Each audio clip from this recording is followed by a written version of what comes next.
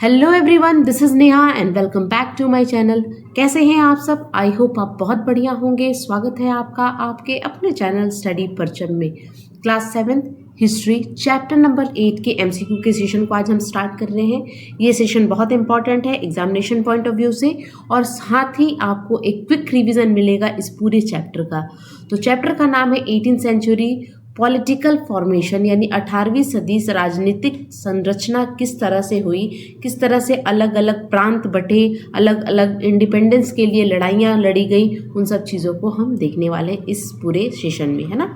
तो अगर आप चैनल पे नए हैं तो चैनल को सब्सक्राइब कीजिए और बेल आइकन दबाइए, जिससे आपको नए वीडियो के नोटिफिकेशन मिलते रहेंगे। और स्टार्ट करते हैं आज की class 7th history chapter number 8, 18th century political formation. पहला क्वेश्चन है हमारा चौथ। चौथ क्या था? एक टाइप ऑफ टैक्स था, एक कर था। और चौथ और एक सरदेशमुखी, दो तरह के मैंने टैक्सेस को बताए थे। ये जो कर प्रणाली थी ये किसके द्वारा चलाई जाती थी? मराठों द्वारा। तो मराठों द्वारा लिए गए जो टैक्स थे वो दो तरह के थे, एक था चौथ और दूसरा था सरदेशमुखी। ये मैंने चैप्टर में समझाया है। तो चौथ के बारे में आपको बताना है कि चौथ कितने % लगता था। तो आप याद रखिएगा, चौथ जो टैक्स था वो लगता था 25%, यानी 25% on off the land revenue. Land revenue के 25% लगता था क्या? आपका जो चौथ नाम का टैक्स था, क्लेम्ड बाय द जामींदार, यानी जामींदारों द्वारा दावा किए गए भू राजस्व का 25% जो टैक्स था वो उसको हम चौथ कहते थे। Option number D is the correct answer. ठीक है, चलिए move on to next question. मैंने आपको बताया भी था कि ये चौथ और सरदेशमुखी बहुत इंपॉर्टेंट टाइप्स ऑफ टैक्स है, इसको याद रखिएगा। दूसरा क्वेश्चन है the organisation of Sikhs into a political community during the 17th century helped in regional state building in the, यानी 17वीं शताब्दी के दौरान सिखों को एक राजनीतिक समुदाय के रूप में संगठित करने से क्षेत्रीय राज्य निर्माण में मदद मिली। यानी किस राज्य निर्माण को मदद मिली? तो सिख ज़्यादा कहाँ फले फूले थे? पंजाब वाले रीजन में आपने देखा होगा कि वहाँ ज़्यादा इनका क्या होता, डेवलपमेंट हुआ था। तो यहाँ पे वही पूछा जा रहा है कि जो राजनीतिक समुदाय के रूप में संगठित करने से क्षेत्रीय राज्य निर्माण, कौन से क्षेत्रीय राज्य निर्माण में मदद मिली थी? तो वो रीजन था आपका Punjab. Option number A is the correct answer. ठीक है, move on to next question. अगले क्वेश्चन को देखिएगा। In 700 the Khalsa rose in revolt against the Mughal authority under whose leadership declare their sovereign rule, यानी 1708 में खालसा ने मुगल सत्ता के खिलाफ विद्रोह किया, जिसके नेतृत्व में उन्होंने अपनी संप्रभुता की घोषणा की। संप्रभुता की घोषणा की यानी हम इंडिपेंडेंट हैं, हम किसी के अधीन नहीं हैं। तो किसके लीडरशिप में ये सब हुआ? तो बंदा बहादुर नाम के एक लीडर आए थे। किनकी मौत के बाद? गुरु गोविंद सिंह की जब 1708 में मृत्यु हो जाती है तो उसके बाद खालसा को लीड किसने किया था? तो खालसा जो उनका पॉलिटिकल राजनीतिक संगठन था उसको लीड किया था बंदा बहादुर ने। ठीक है, इनको 1715 में पकड़ लिया गया था और 1716 में इन्हें मार दिया गया था। तो option number D is the correct answer. ठीक है, चलो move on to next question. अगले क्वेश्चन को देखना है हमें।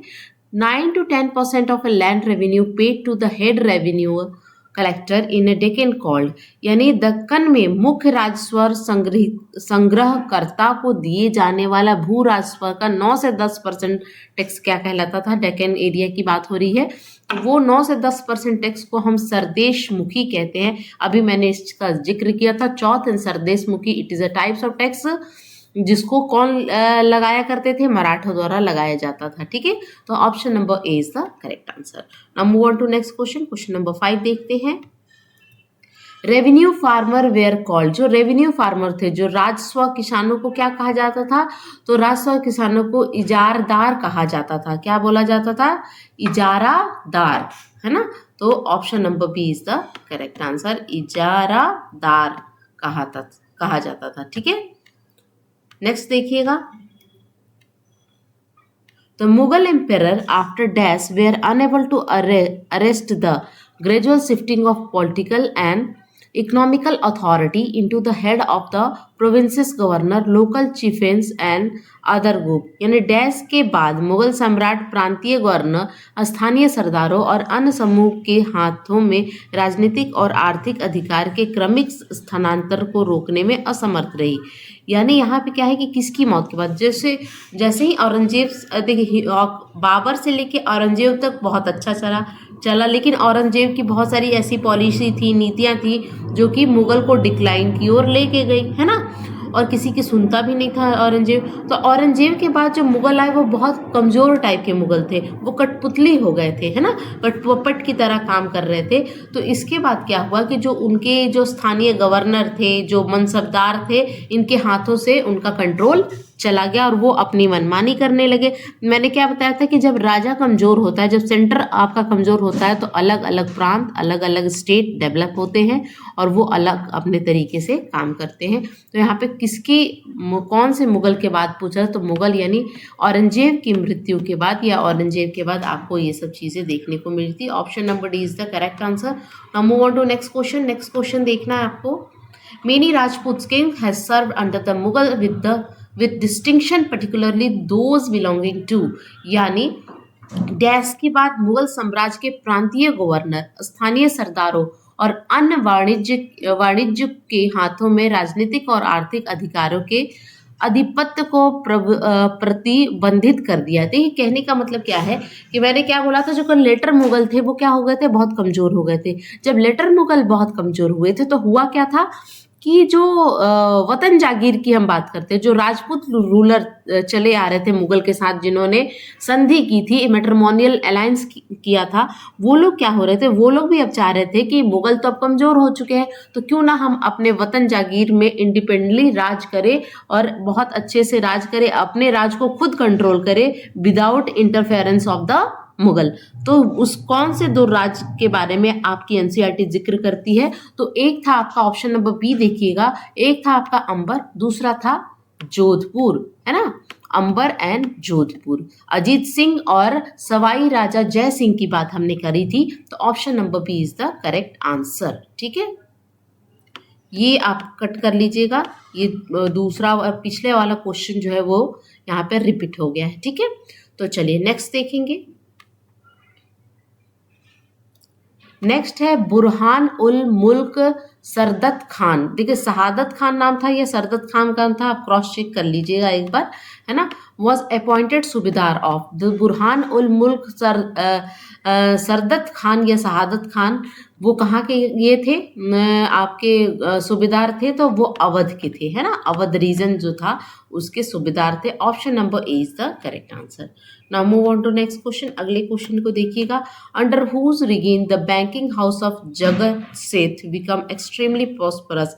किसके शासनकाल में जगत सेठ का बैंकिंग घराना अत्यंत समृद्ध हुआ था, तो वो था अलवर्दी खान के टाइम में। अलवर्दी खान किससे रिलेटेड थे, बंगाल से रिलेटेड है। बंगाल जो ओल्ड प्रोविंसेस था, यानी मुगल के जो पुराने प्रांतों में से प्रांतों की बात अगर हमने की थी, तो एक था अवध, दूसरा था हैदराबाद और तीसरा था बंगाल। ये मुगल के ओल्ड प्रोविंसेस में पुराने प्रांतों में आते थे। तो बंगाल से रिलेटेड था अलवर्दी खान, जिसके टाइम में ये बहुत ज़्यादा ग्रो किया था बंगाल रीजन। तो option number B is the correct answer, है ना। नेक्स्ट देखिएगा, क्वेश्चन नंबर 10 क्या है। क्वेश्चन नंबर 10 है हमारा, whose control the office of revenue and military administration, यानी राजस्व और सैन्य प्रशासन के कार्यालयों को कौन नियंत्रित करता था। कौन करता था नियंत्रण, तो जो गवर्नर हुआ करते थे, है ना, जो सूबेदार हुआ करते थे, वही जो आपके रेवेन्यू एंड मिलिट्री को क्या करते थे, रेवेन्यू और मिलिट्री को वो कंट्रोल करते थे। रेवेन्यू और मिलिट्री को हम क्या बोलते थे, फौजदारी और दीवानी एंड फौजदारी के नाम से हम जानते थे। ठीक है, तो option number C is the correct answer. Now move on to next question. Question number 11 देखते हैं। Telugu warrior chief were called, यानी तेलुगु योद्धा प्रमुख को क्या कहा जाता था। जो तेलुगु कहाँ थे, हरियाणा, जो हैदराबाद रीजन था, है ना, प्रांत था, वहाँ पे तेलुगु लोग रहते थे, क्योंकि वहाँ की भाषा ही तेलुगु है। तो उनके जो वॉरियर चीफ थे, योद्धा थे, उनको हम नायक कहते थे, है ना, नायक कहते थे। Option number B is the correct answer. Move on to next question. Next question देखना है, क्वेश्चन नंबर 12 क्या कह रहा है। क्वेश्चन नंबर 12 है ना, गुरु गोविंद सिंह डाइड इन, यानी गुरु गोविंद सिंह की मृत्यु कब हुई थी? तो 1708 में हुई थी। इसके बाद जो खालसा की कमान किसने संभाली थी? बंदा बहादुर ने संभाल ली थी, है ना। ऑप्शन नंबर सी यहाँ पे करेक्ट हो जाएगा। नेक्स्ट क्वेश्चन देखिएगा, पिकक थ्रोन वॉज लूटेड इन। अब हमने क्या बोला था, जब मुगल कमजोर हो गए थे तो क्या हुआ था, एक मैसेज गया था बाहरी रूलर को, है ना। उसमें से एक रूलर जो है वो उन्होंने भारत पे दिल्ली पर आक्रमण किया था और बहुत लूटपाट मचाई थी, जिसका नाम था नादिर शाह।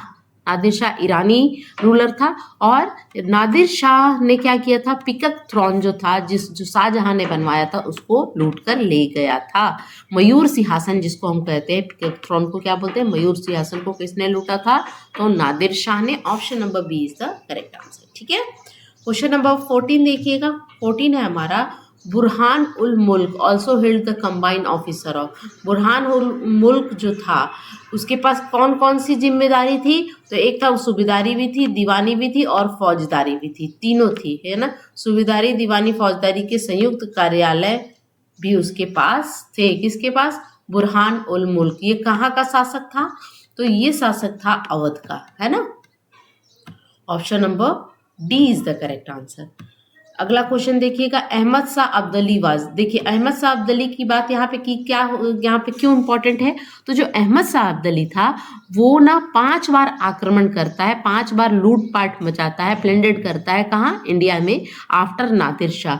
और अहमद शाह अब्दाली और मराठों के बीच एक लड़ाई लड़ी गई थी। कब लड़ी गई थी? 1761 में, याद रखिएगा 1761 में एक लड़ाई लड़ी गई थी, बहुत इंपॉर्टेंट है। पानीपत की तीसरी लड़ाई लड़ी गई थी, है ना। ये हमने बात पढ़ी है। नेक्स्ट है आसफ जहां। तो यहाँ पे क्वेश्चन में क्या था कि वो कहाँ का रूलर था? तो वो अफगान रूलर था, है ना, अफगान शासक था। कौन? अहमद शाह अब्दाली, ठीक है। Option number C is the correct answer. Now move on to next question. अगला क्वेश्चन आपको देखना है, Asaf Jahan and Murshid Quli Khan held a zat rank of. जो अरशफ जहां था, है ना, और मुर्शीद कुली खां जो थे, उनको कितना जट मिलता था? जट क्या होता था? जट जो होता था एक तरह का ये था, इसमें घोड़ेसवार रखा जाता था, है ना, सैनिक रखे जाते थे और उसके हिसाब से उसको मेंटेनेंस दिया जाता था। एक टाइप्स ऑफ सैलरी आप कह सकते हो, जो मैंने आपका जब मुगल पढ़ाया था तो उसमें ये बताया था। तो उनको कितना जट मिलता था? तो 7,000 जट दोनों को मिलता था। दोनों को 7,000 जट मिला करते थे। ऑप्शन नंबर का रैंक कितना था? 7,000 प्रत्येक को, है ना। Option number A is the correct answer. Next है, who was given the subedari of Agra in 1722। यानी 1722 में किसको आगरा की सूबेदारी मिली थी? तो राजा जयसिंह को। Option number C is the correct answer, ठीक है। क्वेश्चन नंबर 18 देखना है आपको। 18 है, Mughal emperor started declining its power under the region of. यानी मुगल साम्राज्य की शक्ति किसके शासनकाल में कम हो गई थी? तो वो कौन थे? औरंगजेब के टाइम में। इन्होंने देखिए मनसबदार भी बहुत रखे थे, अकबर ने 29 ही रखे थे और इन्होंने क्या रखा था? 79 मनसबदार रखे थे। इन्होंने बहुत लड़ाइयाँ लड़ी थी दक्कन में, बहुत लंबी लड़ाइयाँ लड़ी थी, है ना, जिससे इनकी सैनिक तो कम हो ही गए थे, इनके पास फाइनेंस की भी कमी हो गई थी, पैसे की भी कमी हो गई थी, क्योंकि इन्होंने ये क्या करते थे, कुछ भी प्लान्ड वे में इन्होंने नहीं करा था, दैट इसी के कारण। और अकबर के टाइम में क्या हुआ था कि वो सर्वे कराया करता था अपने मंत्री किससे, जिसका नाम क्या था? टोडरमल। तो ऑप्शन नंबर डी यहाँ पे करेक्ट हो जाएगा, ठीक है। क्वेश्चन नंबर 19 देखिएगा। क्वेश्चन नंबर 19 है, why Mughal empire were facing problem closing of 17th century. 17वीं शताब्दी के अंत में मुगल साम्राज्य को समस्याओं का सामना क्यों करना पड़ा था? क्योंकि यहाँ पे रीजन देखना है, 4 रीजन है। अंग्रेज मुगलों के नियंत्रण में थे, या मुगलों के सैन्य संसाधन बहुत शक्तिशाली थे, मुगल उत्तराधिकारी ने दिल्ली छोड़ दिया था, ये वित्तीय संसाधन समाप्त हो गए थे। तो क्या हुआ था, वित्तीय संसाधन यहाँ पे समाप्त हो गए थे, क्योंकि क्या हुआ था, औरंगजेब ने, अभी मैंने बताया कि बहुत लंबी लड़ाइयाँ लड़ी थी। जब आप बहुत ज़्यादा लड़ाइयाँ लड़ोगे तो क्या होगा, आपकी फाइनेंशियल स्थिति जो है ना, वित्तीय जो आपकी परिस्थिति है वो खराब होती है। Option number D is the correct answer. आज के लास्ट क्वेश्चन को देखेंगे। क्वेश्चन नंबर 20 है, निज़ाम उल मुल्क असफ जहां द फाउंडर ऑफ, कहाँ का फाउंडर था, हैदराबाद स्टेट का निज़ाम था ये, हैदराबाद स्टेट राज्य का निज़ाम उल मुल्क असफ जहां किसके संस्थापक थे, हैदराबाद राज्य के। तो ये थे कुल 20 क्वेश्चन जो आपको समझ में आए होंगे, और किसी भी तरह का प्रॉब्लम है तो कमेंट सेक्शन में मेंशन कीजिएगा।